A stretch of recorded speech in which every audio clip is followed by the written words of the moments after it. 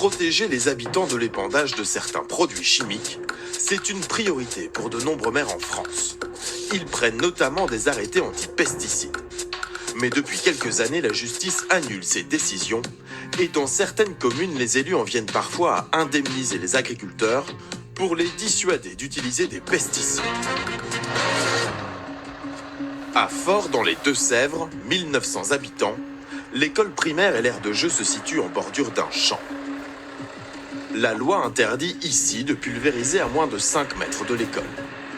Une distance jugée insuffisante par le maire, qui a donc décidé de payer l'agriculteur pour qu'il n'épande pas à 5 mètres, mais à 30 mètres de l'école.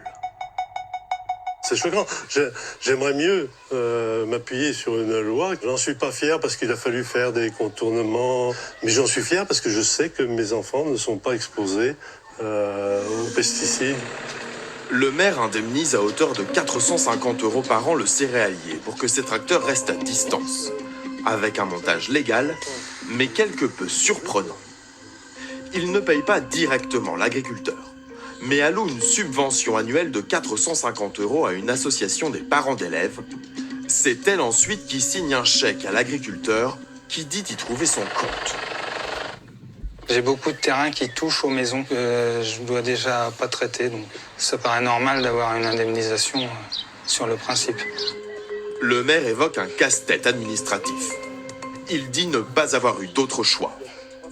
La solution aurait pu être de prendre un arrêté pour interdire les pesticides, mais passer un arrêté, c'est pas possible. Un maire n'a pas la possibilité d'interdire les pesticides sur sa commune.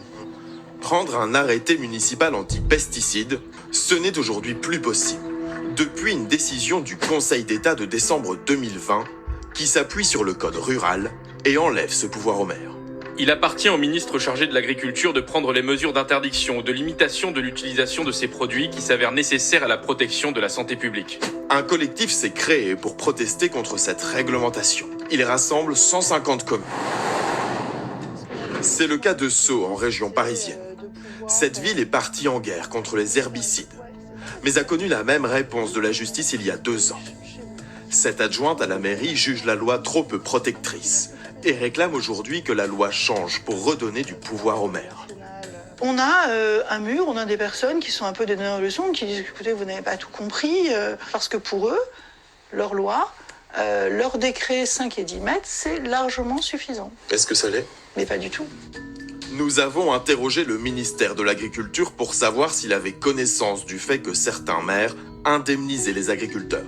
Pas de réponse sur ce point précis. En revanche, le ministère en appelle au bon sens des élus. Les maires ont un rôle à jouer dans l'aménagement de leur commune. L'installation de nouvelles habitations en bordure de zones d'épandage doit nécessairement prendre en compte le risque d'exposition aux produits phytosanitaires. Le ministère précise que les distances à respecter pour l'épandage s'appuient sur des préconisations scientifiques et indépendantes et qu'elles peuvent être portées jusqu'à 20 mètres des habitations dans certains cas.